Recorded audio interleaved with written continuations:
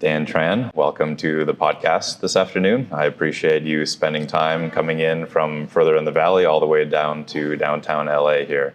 Thanks for having me, Joe. I really appreciate the opportunity. Yeah. And you are running for California Assembly in District 48. Correct. Against the incumbent Blanca Rubio. Yes. I always start off as informal as possible. I just want to know a little bit about your family and your background and how long you've been in the area. I see that you currently live in Glendora. Yes. So my mom and dad were refugees from Vietnam. They had finished school in Belgium and they didn't have a country to go back home to. So they came to America and they didn't speak English. They only spoke Vietnamese and French. And they came here and started their life. You know, my mom has opened up a very successful business here in downtown LA. And, you know, we moved to Glendora when I was around 11 and I've never left since. You know, I was married, but, you know, I'm not married anymore. My ex-wife and I, we have 4 daughters together. That's a handful. Correct. I have one. Yeah. She had a 10-year-old when we first met, and now she's 30. So that's daughter number 1. Okay. Together we have daughter number 2 and 3, 17 and 16. And then we adopted her 3rd cousin. So Penelope is now 4. You know, she was 2 days old when we got her. She was born on Wednesday and home with us on Friday. And originally we were just fostering, and we ended up adopting. So. Okay, that's great. I'm sure I won't ask about the circumstances, but I know whenever anybody does that, the circumstances are difficult. And yes, I have a lot of admiration for family members, especially to take that up. Yeah. Penny hit the lotto with us. Good. I'm sure she's great. I just wanted to ask a little bit about your background and your profession. What have you been doing? We already discussed a little bit. You said real estate. So I've been in the title insurance business for about 20 years now. I'm a sales manager for Fidelity National Title, and I've been doing it since 3 different market shifts. It's been an amazing journey in real estate. Mm-hmm. I was able to put 2 girls through private school and you know, provide for our family. So great. When did you decide that you wanted to get into politics? Is this the first time you run for anything? I have. This is my first time. Originally, my intention was I wanted to run for city council and become mayor of Glendora one day. Mm-hmm. So I got involved with Rotary and stuff like that. And then I talked to one gentleman. He introduced me to the Central Committee. Then after that, I was helping out with that Central Committee for District 48. Mm-hmm. And then the funny story is right before the deadline to submit, it was literally Thursday, and they asked, "Do you want to run for state assembly?" I said, "Sure." I went and got the packet from recorder's office, and then I met with some of the ladies from the Republican Central Committee, and they fanned out and got signatures for me. Friday, I turned in 80 signatures, and you needed 40 to be good. Monday morning, I get the phone call. You know, you have 45 certified signatures. You know, you'll be on the ballot. Wow. So here I am running, you know, for state assembly now in the primaries, and I did nothing. I just, you know, I did a lot of canvassing, a lot of door knocking, a lot of just meet and greets and social media.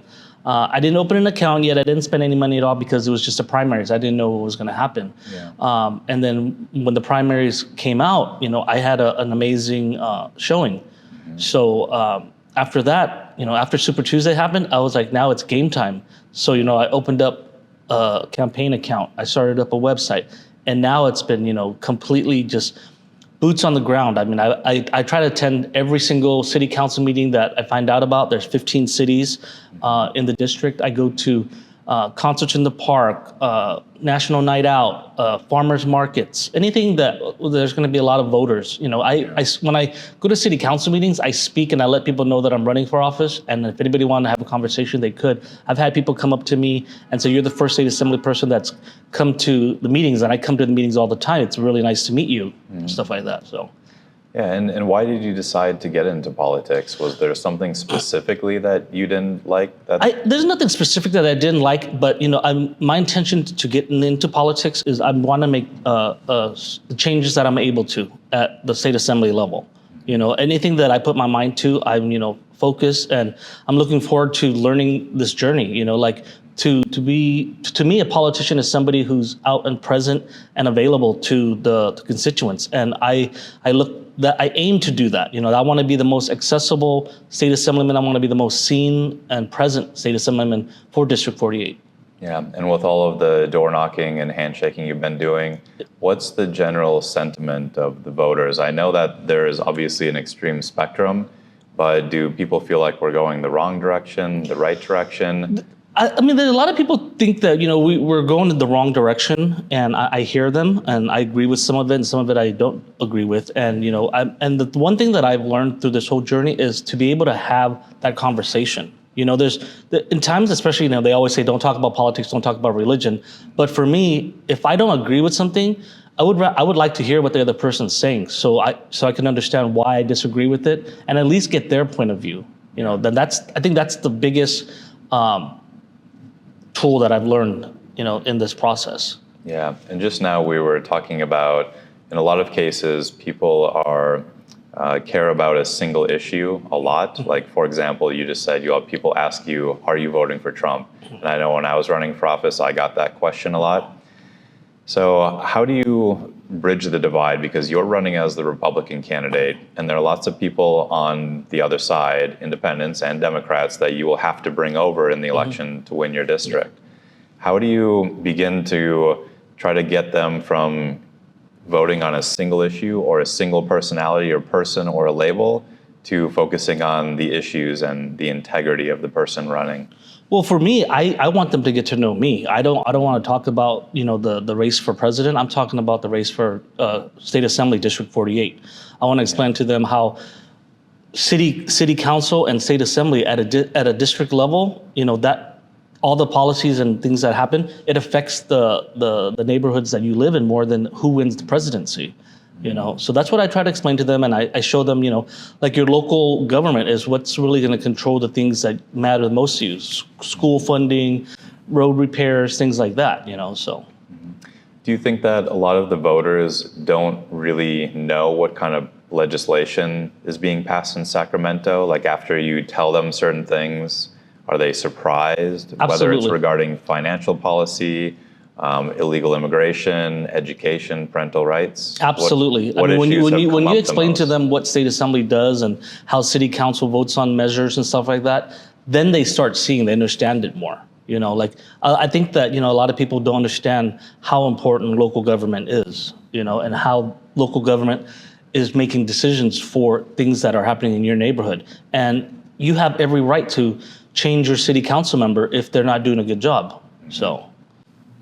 Yeah, and the way that I always structure these interviews is I try to go off of what the materials the candidates put out there as to what sort of their priorities are, and then I will piggyback the issues that they haven't talked a lot about. I know that you said that you prefer just on-the-ground campaigning all the time, and you don't have a lot that's posted on your website. So what would be a couple of your top issues? And then we'll just start by going into that. Probably my top issue is housing. Because of my background, I want to make sure that, at a state level, I'm not saying I can make a huge dent, but I would like to get the ball rolling. I think first-time home buyers do not get a level playing field, and I would like to see if assembly bills can be introduced so that, again, this is the state level, not the federal, but again, I would like, more education for home buyers, especially when I want programs that are available for true first-time home buyers. The people that, met after college, got married and had kids, and now they want to buy a house and things like that. Those are the true first-time home buyers, and they should get a little bit more of a level playing field against, the people who have a little bit more down payment or this and that, stuff like that. And then obviously public schools, schools need a lot of help, and, I'm a huge advocate for our teachers and stuff like that. And then, and again, this is not in specific order. Yep, of course. Public safety. I mean, I'm a huge advocate for law enforcement and, our military, our veterans and stuff like that. So those are my key platforms. Okay. Let's stick with the housing and the home buying. I know when I talk to people of older generations, one of their contentions is that younger people just have to work harder. They were able to work hard, a blue-collar job, buy a house, a couple of cars, support a few kids. Especially in California now, in many areas, that's just not possible because the ratio of your salary to a house isn't tenable. It's like 10 or 12x in some Correct, areas compared to 30 years ago, it used to be 2 or 3 or 4x, and then you could. So what kind of programs are you looking at to help first-time home buyers? Because even if you help them with a lower down payment, the mortgage cost is going to be really high compared to their salary, and that's kind of a broader cost of living problem. So how do we address that? Obviously they have to come up with better loan programs. You can't expect somebody to have a huge down payment every time they're ready to buy a house.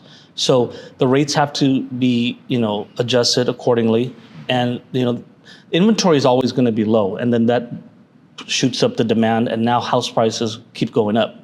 And stuff like that. So along those lines, then, do you believe that there are building regulations that could be relaxed a little bit to encourage more home building, which would increase the supply? I absolutely agree to that. And and the same thing with renting. I think that, like, for example, during COVID, a lot of the renters were getting so many benefits, and nobody was taking care of the landlords. I agree that there are bad landlords out there, but there are also good landlords out there. I knew one personally. He came here from Cuba, and his sole income was based off of his 3 rental properties. He's retired, and his sole income was from his 3 rental properties, but his tenants weren't paying.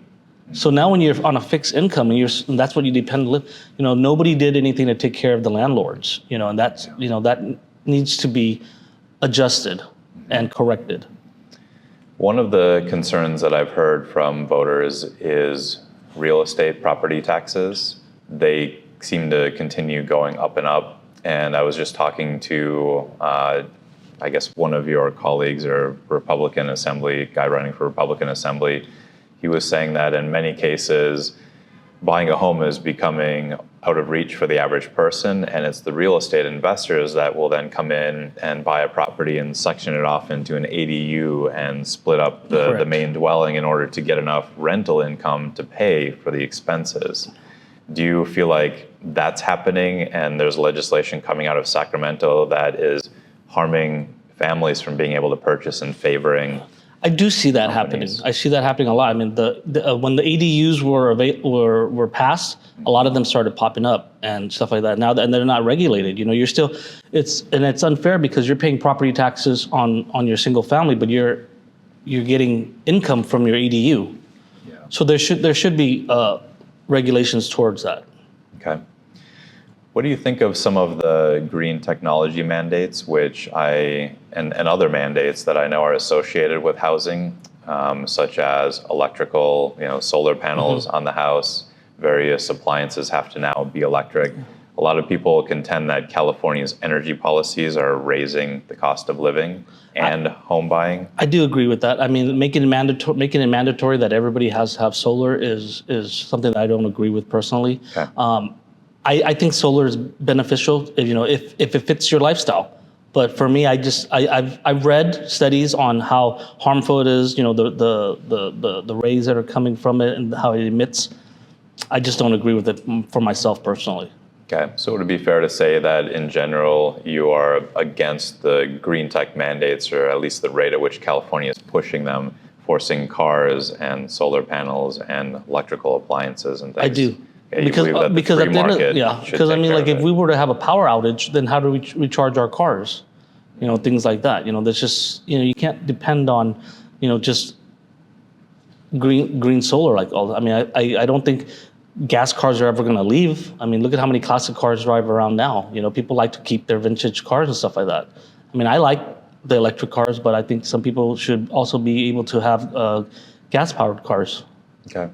Sounds like a fairly consistent Republican position to allow the private market to take care of things like automobiles and appliances and not have government mandates. Yes. Okay. Let's go into the second one that you brought up, which was schools, education. I know this is a much bigger issue this go around than in prior elections, because there's been some fairly controversial policy that's come down from Sacramento lately. And it seems like it started with AB 1955, which was the legislation saying that teachers were not allowed to let parents know if their child was having a gender identity issue. what are your thoughts in general about policies like that are not strictly academic with an academic curriculum, but are getting into more social issues and health issues? I think there's so many spectrums to that, and what I'm going to say is based on myself as a father and having kids, in school, is if first and foremost it starts at home. If you don't have a relationship with your child where they can come and communicate with you, that's the issue right there. You don't worry about any mandates coming from Sacramento. My daughters have, they've done things that, I've been disappointed about, but before I even address it, I tell them immediately that I love them, because I want them to know, that I understand, I was a teenager once. I understand, how things are and things like that. And I don't want them to ever think that if they did something, I would be so livid or not understanding of that. So having a teacher not communicate with a parent is kind of odd to me, because I used to always talk to my teachers, my daughter's teachers. You have to have that relationship too. When a child, wants to do something life-changing, such as take, any kind of prescriptions or things like that, they should have a little bit of knowledge. This is something that you just can't do and then reverse 5 years later because, it was a fad.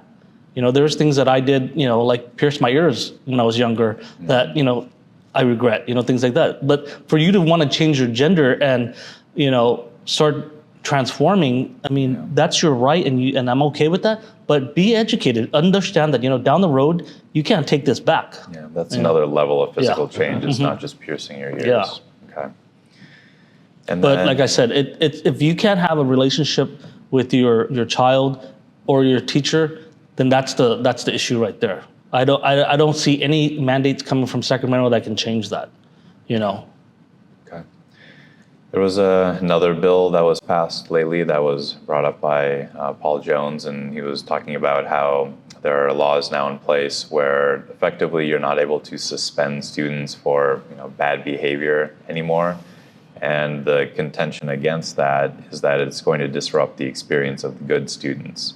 And it seems like it's another law that's put in place that might be hamstringing teachers or the administration at school a little bit. I think teachers should never be hamstrung. I think that you should be disciplined based on your actions. I remember my first fight in middle school and I got suspended. Did I ever get in another fight at school? Absolutely not. So I found a better way to go off campus and fight. But it's just things like that. It's like, so the suspension was good. Yeah. So teachers have every right to discipline within the means of suspension. Okay. I think that that the student has to understand that they did something wrong. There's consequences to it. Like if a student's being disruptive, they need like a timeout. So. Okay. And what about the academic performance of students? Because it's been declining over time. I believe that California was ranked somewhere around 32nd out of 50 back in 2012, which wasn't great to start with. And then they've dropped to 44 out of 50 just over the last 12 years. I believe we have the worst literacy rate. We have very poor performance in math and across the board in most of the academic areas.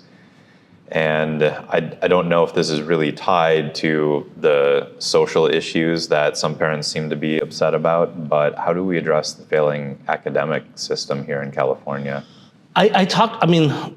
Education is really important to me. And I talk to a lot of the teachers that are my friends, and I ask them, at the end of the day, it's a lot of these teachers who have vested in their time and they're not getting their pay. Mm-hmm. And because of that, they're just riding it out. So I think that number one, teachers should be taken care of, especially, healthcare wise, pay wise, so that because they're educating our kids, if they were happy teachers, we would have smarter students. I truly believe that. Like if you're not happy to go to work because you've tenured out or something like that, and you're just finishing off your term, then what's the point, Mm-hmm. So teachers need to be supported a lot better is how I feel, and what I would want to do once in Sacramento to find resolution to that. Sure. Do you think that a lot of teachers are having difficulty with child behavior now? I'm just asking from the context of all of our kids are on social media. I know that a lot of them have focus problems. They act out more than they used to.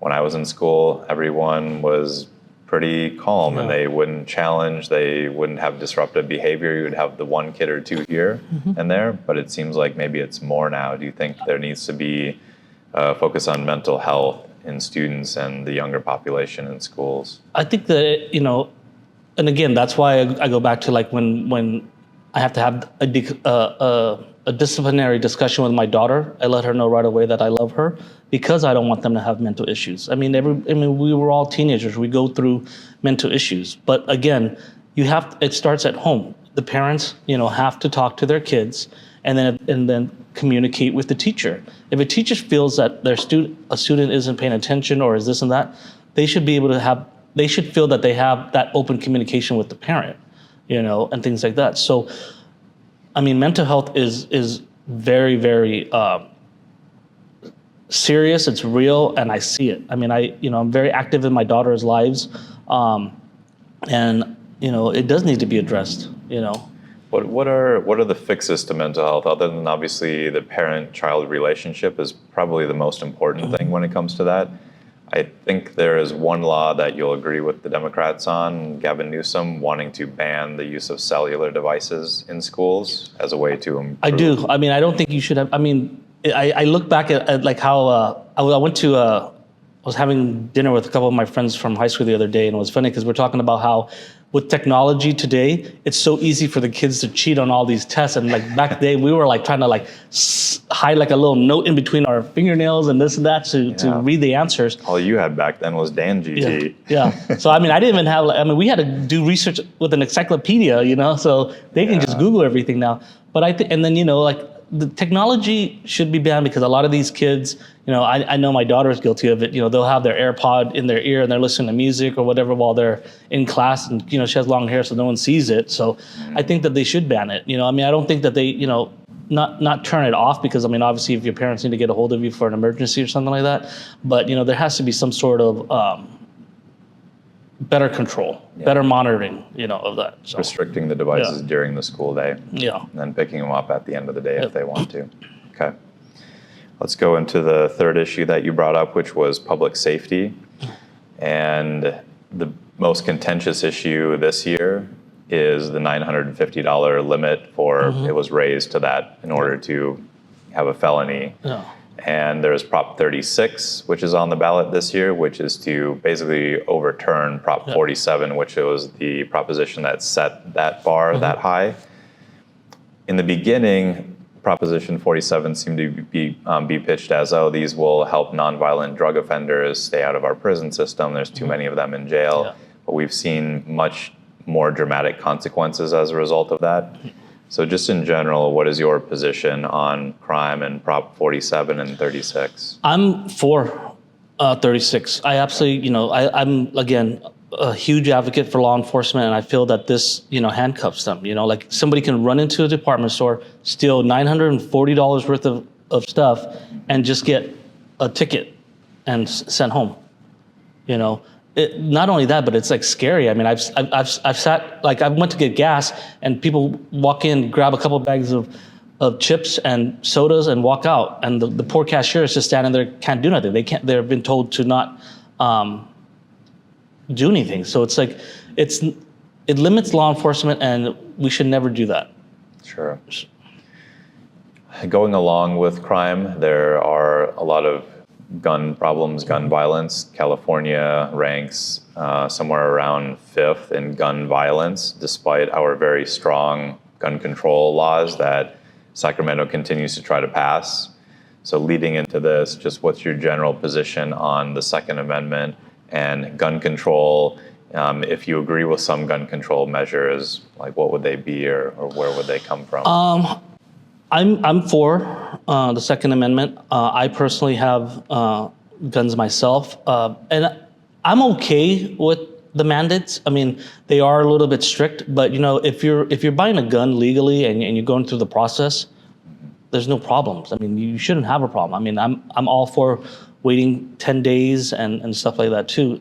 I'm all for limiting high capacity clips and stuff like that. It's like I don't need 30 rounds to shoot at a gun range. So Okay, that would be a position that would be a little bit different than your normal Republican politician. Okay. What about red flag laws, which are the laws where if someone has a mental health problem, a lot of these people come up on the radar before they engage in something like a school mass shooting or the Trump assassin, for example, and people knew that they had issues, and they might do certain things that will indicate they'll be a danger to themselves and others. So where do you fall on the government trying to monitor and put in place measures to prevent people with mental health issues from having firearms? That'd be hard to regulate, because if somebody has a mental health issue, I mean, what are you going to do? You're going to take their guns away? And then if you do take their guns away, what's going to stop them from getting a gun illegally? Yeah. So that's something that, I mean, I would love to hear from both sides and see how we can come with like a happy median. Because mental health is something that needs to be addressed. And if they shouldn't have a gun in their possession, then that's definitely something that we would have to figure out how to regulate that correctly, Constitutionally. Yeah. Okay, understood. Let's see. Staying along the general lines of crime and safety, one of the big safety issues when people are walking down the streets here, and I've never really been to downtown LA before, this is the first time, and even walking around here, it's clear that there is a big homelessness problem, even though I think the really big homeless encampments are not right in this area here. California is spending somewhere between $25 and $35 billion a year trying to solve the homeless problem, but it just seems to continue getting worse. So what do you think the cause of the homeless problem is, and how do we begin to address it? Well, I work with my local Glendora Police Department as a volunteer, and I've gone on ride-alongs where I've come to these encampment sites. And the problem with homelessness is, yes, it's mental health, and also drug addiction. But the problem is there's so much out there available for help.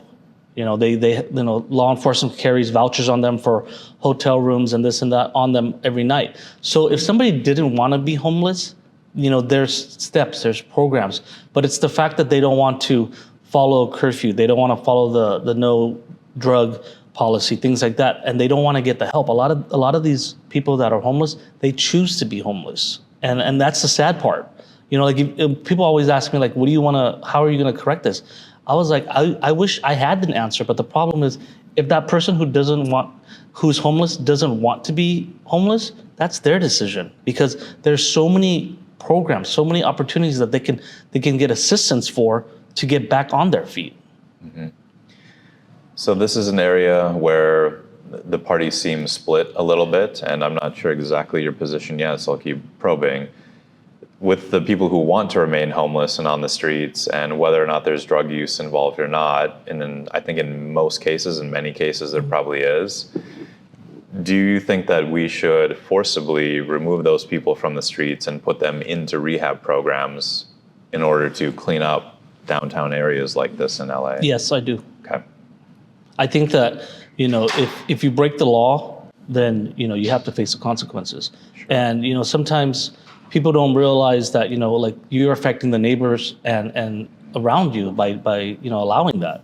Okay. So you would prioritize the taxpayers and the voters above allowing the homeless who just want to stay homeless remain on the streets. Okay. I don't understand that. Yeah, I worded it. It's a little bit weird, but basically you're in favor of forcing the homeless who may have drug or other problems and are committing crimes and doing those things to pull them off the street. Absolutely. Yes, I do. And make them go to rehab or get them on that path. Rehab or jail.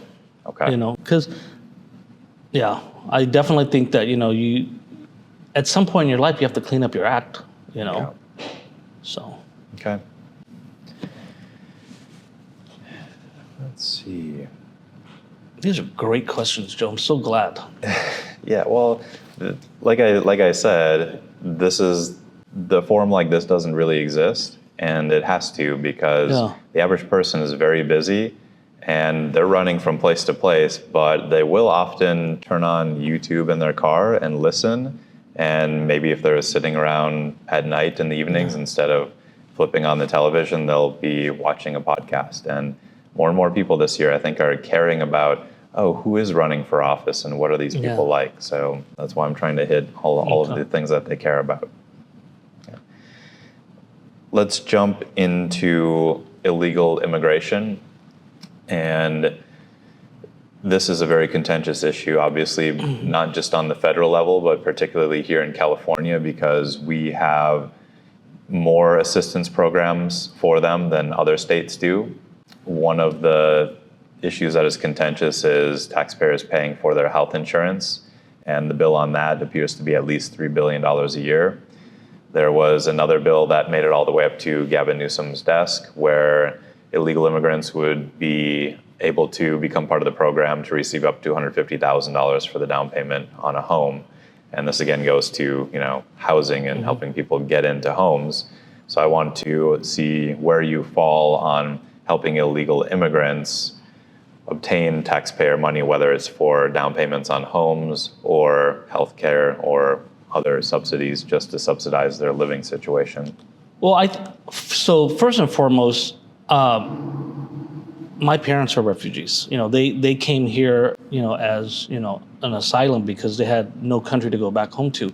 If somebody wants to come over here illegally, I'm not okay with that. But I know that there's a process, and if they can go through the process and come over here legally, I'm all for offering support. I mean, and your parents came from Vietnam, and I assume they left because of the Vietnam. No, my parents were in Belgium, okay. And then the war started, so there was no country to go back to. Got it. So it was a war-torn country like Ukraine is right now, just forcing people out. Yeah. So well, they could have either stayed in Belgium or come to America. So. Okay.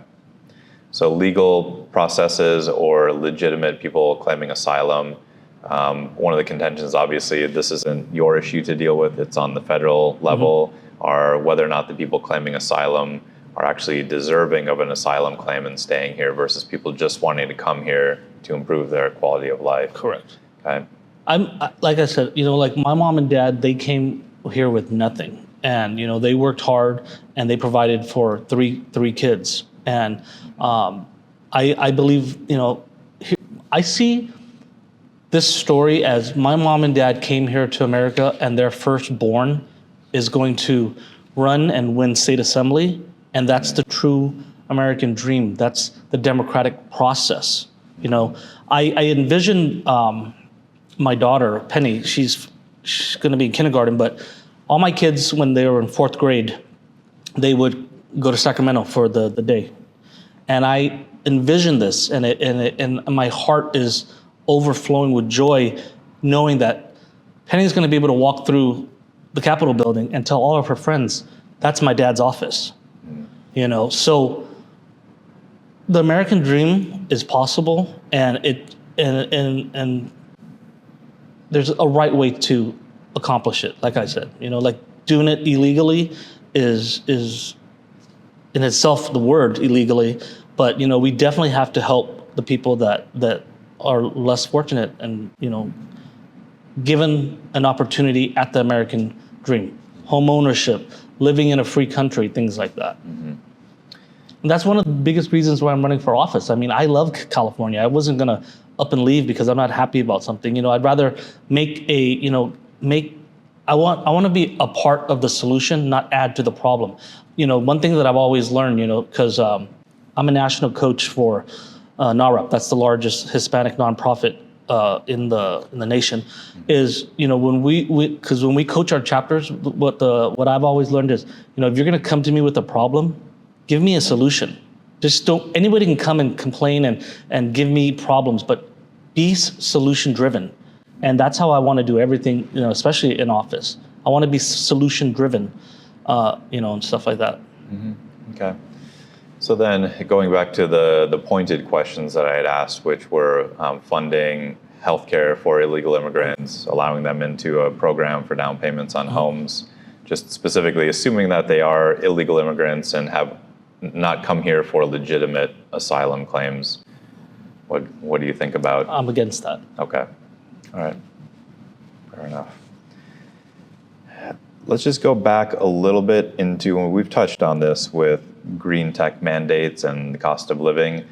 What's your perspective in general on balancing the adoption of green tech and protecting the environment and climate with allowing the free markets to work? Is your perspective generally that we should let private industry, work in whatever direction it's going to work, or do you think that we should push the adoption of new technologies faster like California has? I like the push for technology, but then again, I don't want to limit the people that don't want to be green. Okay. So again, if it helps the environment, I'm all for it. But there's tons of other things we're doing that we don't protect our environment. We can't. I'm not just going to pinpoint, the green for the cars and stuff like that. So if technology can progress I'm trying to think of the word,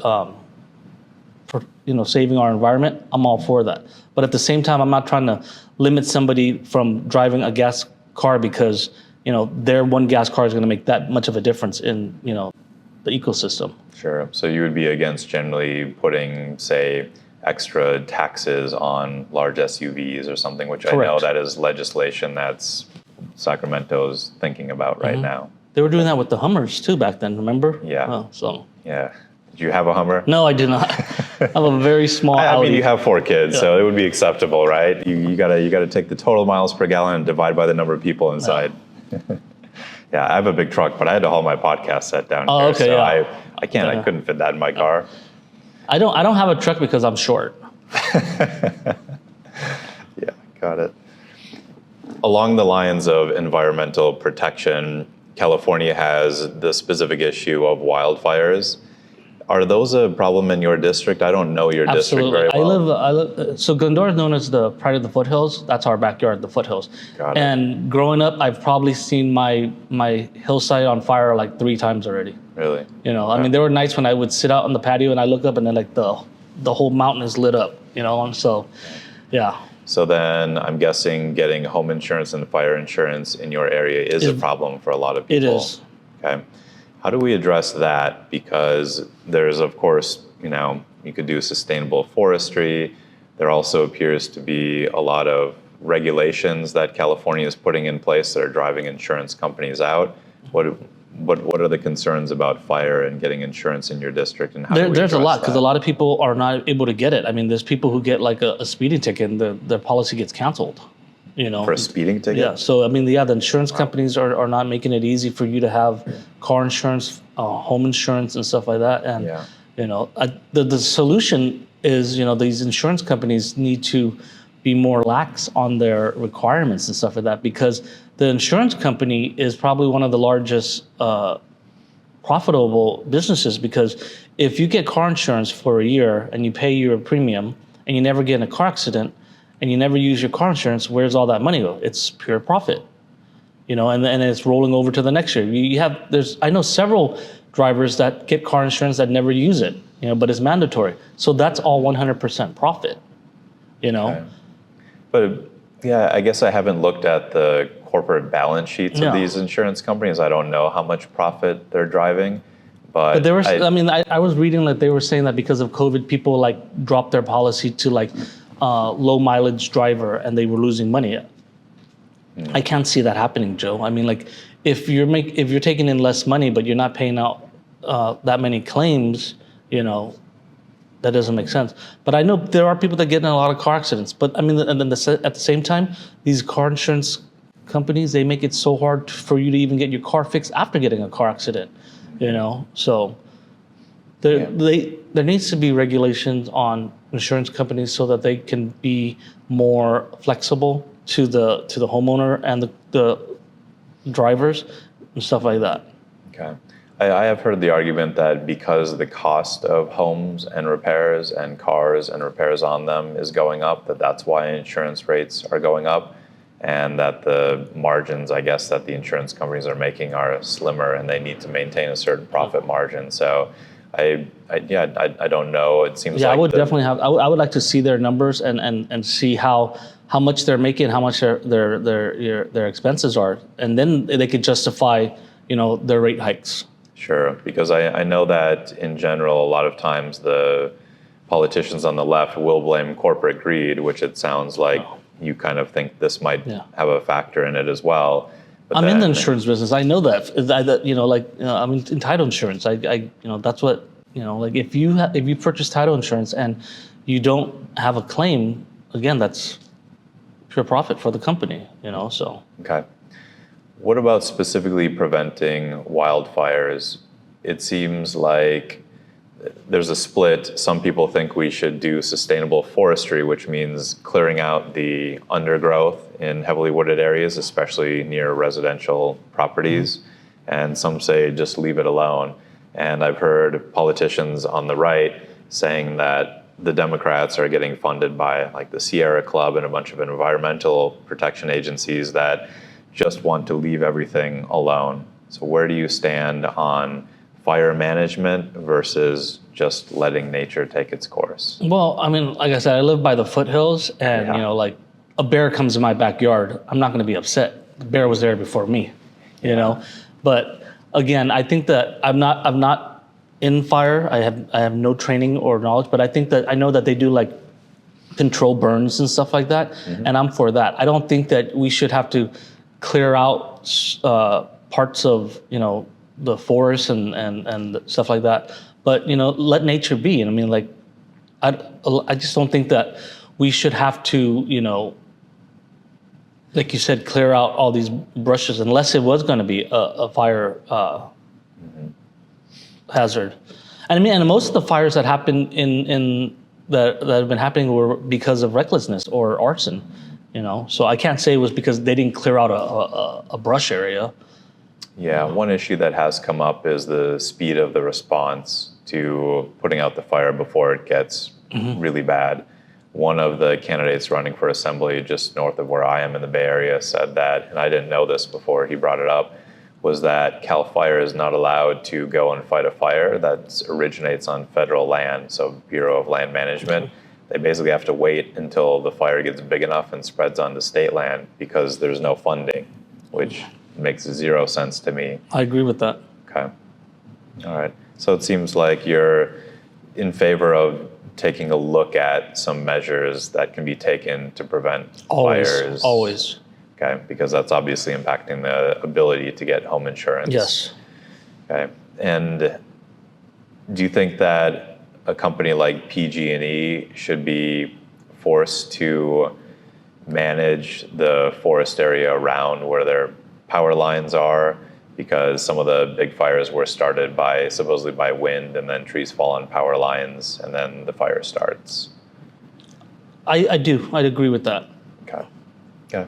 Seems like reasonable positions on. I mean, you have to be, you fire. have to be, always precautionary and safety first. Sure. Okay.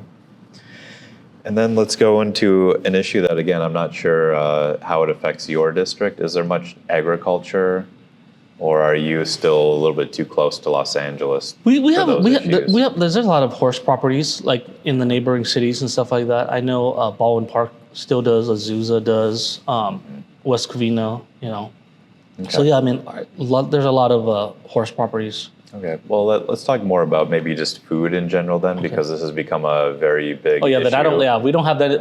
I mean, I grew up in Glendora. That's where all the orange and strawberry fields are, but yeah, they're long gone. So. Yeah, for sure. Since your district isn't like heavily impacted by agriculture, because horse ranches are a different thing, let's just talk a little bit more generally about things that do affect your district, which is food.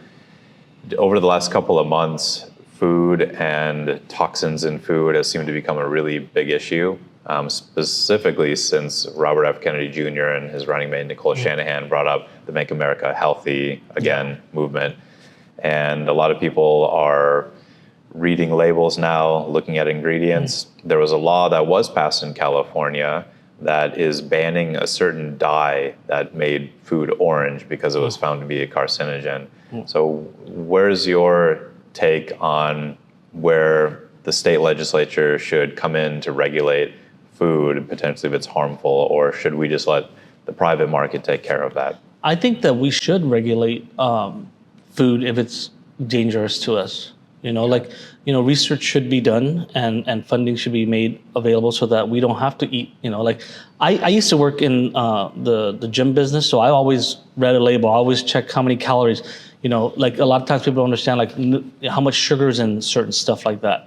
So always being mindful of what you put in your body, because I'm like, it's truly a temple, and when you eat junk food, you just feel so groggy afterwards and stuff like that. Were you one of those guys like deadlifting, 5 plates and pushing No, up? I didn't. I never deadlifted, but I threw up a lot of weight, for the bench press and stuff like that. So. Okay. Yeah, I have really long, lanky arms. I try to do it. My bench is not great. Yeah. Okay. But then kind of pushing back on the other side of that, it seems like with the social media platforms, if they're allowed to have free speech on them and people can become informed. The last person who I was interviewing here, Paul Jones, he was against government regulation for even things like that because he believes that the private market will take care of it. For example, if there are toxins in food in certain companies' products, that as long as that information is allowed to spread and we're able to talk freely on platforms, that we will take care of the issue by just stopping purchasing their products. So this is where, where is the proper balance between government regulation and just letting the free market take its place? I mean, the public market should take care of it, because obviously, I mean, social media should be very informative and not regulated by free speech and stuff like that. So I see that, but at the same time, if the government were to make regulations for that, I think that these manufacturers would be a lot more cautious about what they're putting out there for food-wise. Sure. Okay. So it sounds like it's basically an issue-by-issue basis for you, and you just have to see what the proposal is. Always. Okay. All right, fair enough. Taking a look at the demographics in your district was closer than some of the districts around here. There was about a 60-40 split during the primary, and this is, of course, against Blanca Rubio, who is an incumbent, fairly Correct. prominent, and you've never run for office and didn't even essentially have a campaign before the primary. So looking at those numbers, you need to pull a significant number of independents and Democrats over to your side in order to be able to catch up and win the race. Correct. When you're going out, what are you saying to independents and to the Democrats that you will have to pull over to come to your side? Well, first and foremost, what I do is I introduce myself, and then I tell them, what I'm running for, and then I ask them what is it they would like to see happen more in, and then I hear from them, and then I ask them, what can I do to earn your vote, and they'll say this, and then so a lot of people have different issues. Like one gentleman, he was having such a hard time getting his business license, and I didn't promise him his business license, but I told him, if elected into office, I would do my best to see how I can get this done for him. So in that case, reducing government regulations to make it less burdensome. Well, I mean, I would also find out why he isn't getting it, and then maybe better explain that to him. So. Okay. Yeah. What other kind of issues come up a lot when you know that the person is an independent or a Democrat and you're trying to get them to come to your side? I just tell them that, what I have, I'm not running as a Republican with just Republican blinders on. I have my, the values and ethics that my parents have instilled in me. I grew up a Catholic Christian, so I have a very strong belief in faith and relationship with God. So anything that I do, when in office, it's going to be based on that. My upbringing, my beliefs and stuff like that. I mean, there are democratic policies that I agree with. And I've been asked by a Democrat, if there was a democratic policy that you agreed with, would you vote for it? And my answer was yes. So. How do you overcome the smear from, really, it happens both ways. A lot of times the Democrat Party will try to paint the Republican candidate as a far right-wing MAGA extremist, and the Republican candidate will try to paint the Democrat candidate as a communist or a socialist. And a lot of people do have that idea in their minds, and I know because I ran for Congress in my district. How do you overcome that when you're presented with someone automatically assuming something about your political stances? The funny thing is, I had good family friends that we tailgate, we partied, we hang out together. Mm-hmm. And when they found out I was running for office, and he legitimately told me, he goes, "So now you're against women's rights and anti-gay." And I said, "I think we should have a meeting and have coffee and talk, because you've never heard me say any of that." Yeah. So for me, I would rather people just, get to know the candidate. That's why this is here, because, it's like, yes, I am running as a Republican. Yes, I grew up Republican, but, it's like, I know right from wrong and I know good from bad. So I'm going to make my decisions based on that. I'm going to go into office. I'm going to learn about what needs to be addressed and address them. So I'm not running on any kind of agenda. My job is to truly serve the public. Mm-hmm. I appreciate that. And I think this year, more than any year recently, people care more about the integrity of the candidate running and where they are on the policies. And there's more and more people peeling off of the labels of either party. Oh. And I'm hoping that a forum like this will provide an opportunity for the voters in your district to get to see you. I'm committed to change, and I'm dedicated to the people. So I'm ready for this. And, I'm going to bring state assembly to a completely whole different level, because like I said, I want to be completely present. I want to be able to know the issues so I can address the issues. I'm not going to sit in Sacramento when I don't have to be. I'll be here in the district and very present. I will still continue to go to city council meetings. I will continue to read to a kindergarten class if asked. Things like that. So. Okay. So a promise to be in the community, active, listening to people's concerns and their voices. Yeah.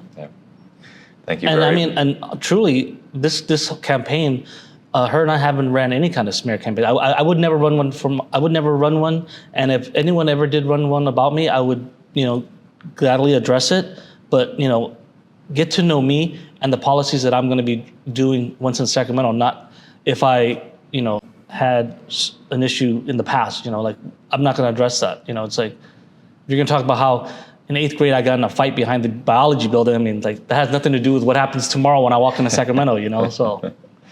Understood. Okay. Well, thank you very much for coming out this afternoon. I appreciate your time. And I hope the voters will watch this interview and get to see who you are as a person, get a feel for you, and now understand how you look at some of the policy issues. I've been out and about, and I will continue to be for the next 5 weeks. Great. Thank you for coming. Thank you. Thanks. All right. Well, perfect. That was easy. Good. Yeah, not bad, right? And now the people will understand who you are. I'm glad this happened because I want to be able to learn how to answer questions. I can't fire him out like Paul does with this and that stats and stuff, because again, I'm not a career politician. Yeah. So for me, it's just I'm learning and I'm going to learn. And I did talk to teachers. I'm like, what's wrong with the educate, like stuff like that. There's a lot of things that I want to get corrected. 15 cities pay all this money into their property taxes, and Baldwin Park, for example, gets double what Glendora does. The median house price of Glendora is $900,000. Baldwin Park is $600,000. So basically, Baldwin Park gets more money for their unified school district, and it's a spend it or lose it kind of thing. And they have brand new computers in a storage room. Glendora is still using computers from 10 years ago. How is that fair? Oh, because the Glendora kids have rich parents. Why? They pay property taxes just like everybody else does. Yeah. I get that you want to give Baldwin Park more money so that they can, basically help the students go through school, get an education, go to college, come back and rebuild Baldwin Park back up. But where's the metrics? How's anything being held accountable? And that's what I ask these teachers, and then it's like they tell me, you don't understand how hard it is for these teachers, especially when the lifers that are in there, they need to go, and they don't because they have to stay so they can get their stuff. The union is not doing a good job in the school districts, that's for sure, and stuff like that. But again, things that I need to learn and figure out, how can we better take care of our teachers so that the teachers can better take care of our students, Yeah, and there's something to be said for equal opportunity, because when you have two districts like that where one group of kids is getting more opportunity because of the property taxes that they're paying, then I do agree that there needs to be a little bit of a redistribution of that. Then on the other side, I also understand where people work really hard to be able to work in, to be able to live in a nicer city and neighborhood so that their kids can go to better schools, right? So there's trade-offs there. But yeah, in general, I can see where you need to put a slightly higher disproportionate amount of funding into lower income school districts. Because I completely agree with that. I'm just saying there needs to be some sort of accountability. Yeah. You need more money because you this and this. Okay, if you get more money, how are you going to use it, and what's it going to do 2-3 years from now? Yeah. What is your measurable outcome that you are going to show us if we give you this money? Yeah. So Rubio runs off of just the name Rubio, just like Kennedy, just like Clinton. The name itself, that's all people know. And like her signs, it just says vote for Rubio. It's so Susan and Blanca can just use them for I know it's a good name. Yeah. So, and like I said, Rubio hasn't been present. People are so upset they named a park after her in Baldwin Park when it should have been a park named after the people, not a Rubio. Things like that. So, the LA Times released that article in July that about her taking so much lobbyist money from Big Oil. That's her nickname, Big Oil Blanca, and things like that. So all of this is happening for the. So she took money from Big Oil, but doesn't she push green tech policies? No, she doesn't. She takes she votes for higher gas taxes and this and that because that's why the Big Oil gives her money because she. I see. So and then and even Democrats have been throwing out money to uncampaign her. Yeah, I'll text it to you, but it's just. The California's Teacher Association didn't give her did not endorse her this year. this term. Why is that? She's not making good decisions in Sacramento, and on top of that, I think, and again, a lot of things that have happened is I truly think that it's that's why I feel so strongly about this. I go to a city council meeting and I meet somebody, and he's like one of the biggest influencers in Baldwin Park. And now he's telling everybody, he even told the mayor, hey, I'm not endorsing Rubio anymore. I'm pushing Dan Tran. And the mayor's face, he was shocked because he knows how much influence this guy has.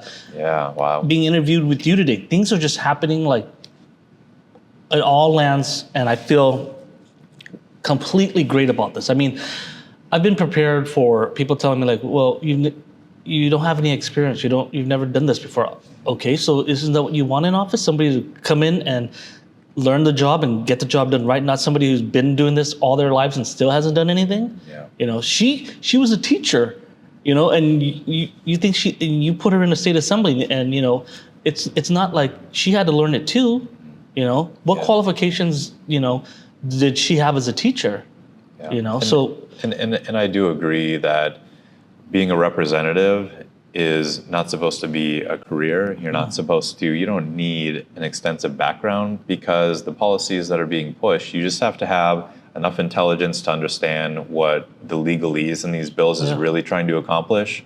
Because I think the problem are that lobby groups are the ones writing a lot of the legislation, and you need to be able to X things out or say, I'm not doing this this is what it's really saying. They want to, these new measures, they want to tax again, but then it's basically a free-for-all spending. They don't tell you exactly where the money is going. Just like all that money that was supposed to go to homelessness, it wasn't all going to homelessness. There were not. Where were the programs?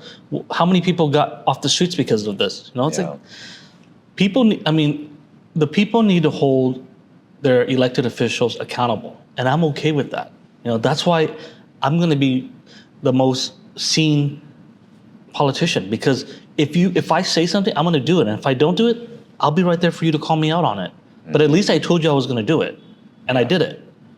You know, so. Okay, if you get in, I'm going to make sure your voters hold you accountable. That's if you fine. stop showing up to these city council meetings, I'm the most. then I'm going to be like, hey, go after him. I love it. I love hearing from people. Like I said, one of my really good friends, like I told you, like not only did they accuse me of all that, but like she literally told me to my face, I really hope you lose. I was like, what? I was like, dude, like you're like that was so hurtful. Yeah. Like I can't believe you just said that. Like, you know, like I get it. You don't like Republicans, but you know who Dan Tran is. Yeah. You know, yes, I'm running as a Republican, but don't categorize me as a, like I'm still Dan Tran. I know that's the problem. More people are coming over though. They're not liking the labels. And yeah, I think California is gonna flip to red soon. I'm hoping it's this time around. You know, so. I don't think it's going to happen this time around, but just for District 48. I can tell. Hey, District 48, of course. There might be some surprising races. Yeah. Because a lot has changed since March 5th. She's only been contested twice in her 4 terms. Mm-hmm. She's only been contested twice. Yeah, I saw that in like 2018. She was uncontested. 2020 was uncontested. Yeah. And nobody ran in the primary against her. No, in this primary, there was West Covina mayor. He's a Democrat, but he's super liberal. Like, he's all about letting kids do whatever and tampons in the boys' bathroom and all that. That's him. I got 24,000 votes. She got 25,000 votes, and he got 8. So if I could just get a third of his 8, then I'm solid. Yeah, and those 8,000 votes that he got were votes against her. Yeah. So that's interesting dynamic. In the primaries, only Republicans can vote for Republican and Democrats can vote for Democrats. Yeah. Independents can do either or. But like I said, if I could just get the Republicans to show up in the general and then swing some of those votes over from the Democrats and the Independents and the declined state, then I should win. I'm not trying to win by a landslide, but I'll take the win. Right now, from what I heard, someone said they were telling me that she was up by 5%. But 5% is the margin of error. They said for somebody who's running as an incumbent in a Democratic state, she should be ahead of you by like 75%. But the mere fact that she's only up by 5%, that's a huge telling. So we'll see. Yeah, I can tell that things are moving right and at a very rapid pace. And like I said, she's not present. She sends her representatives to everything. Right now is campaign season. Like we just had Covina PD's breakfast. She didn't show up, she sent a rep. Glendora, I have 90% of Glendora because Glendora is super conservative, but she doesn't even go to Glendora's big events. And she's invited. Yeah. So like I said, either she thinks she's got it or she doesn't want to win. Yeah. I'm hoping she doesn't want it. And like I said, she's not campaigning. She's not canvassing. I mean, all she's doing is just spending money, obviously because she has it. So that's it. Okay. And I'm doing whatever I'm doing. The groundwork. And that I think that at the end of the day is going to make the huge difference. Yeah. That's the best way to get voters over, obviously, is if you can meet with them. I've had city council members tell me, professionally, I support her, but I don't have any personal relationship with her. And I've met you and you've come and we've talked. I can't endorse you, but I'll vote for you. I was like, I don't want your endorsement. I just want your vote. Yeah. No one's going to vote for me because, Joe Schmo said. And text your family and friends too. Tell them. Yeah. So, yeah, I mean, this has been an amazing experience. I have every intention of winning, and I've been manifesting this since November. So. Okay. Yeah. No, I wish you the best. I appreciate it, Joe. I agree that our state needs change, and that's why I've set this up to try to give candidates like you, especially the ones who have never run, because honestly, those are the candidates that I prefer. Because the most important thing to me is knowing that they're not corrupted by the system, they're not being strong-armed by special interests, No. and going in, right? And then if they have integrity and just have enough intellect to be able to understand what's going on. The and what they biggest check should I got do. for my campaign was $1,000, and that was from my mom. It's like they don't understand how rough it is. Yep. No, my biggest donor, I had a couple max out their donations. One of them was my mom. No, so That's great. Yeah, and the machine here is difficult to run against because they have funding coming in from lots of organizations. But I'm telling you, like, the California Teacher Association didn't endorse her, and that's super big because she's a teacher, and they didn't endorse her. And they've done it every year, and they didn't do it now. So it's like, I would be curious on what specific issues they had with her. yeah. So and if they're having an issue with her, I guarantee they're all pushing. They won't openly endorse me, but I'm sure they're going to vote for me. Do you think a lot of the teachers in the CTA are actually not okay with a lot of the legislation, like AB 1955? Absolutely. And there's other ones like with medical records and things like that. Yep. So you think that because the teachers have always historically been extremely strong backers of the Democrat candidates, and from when you're talking to these people, they're starting to say this is too far. Yeah. You're doing things that we're not okay with in the classroom. Yeah, Obviously, some teachers want to push that. Yeah. I agree. And I've seen it. I agree. Yes. Yeah. Okay. All right. Very good. Cool. Well, I can't wait to see the final product. Can't wait to see the final product. Yeah.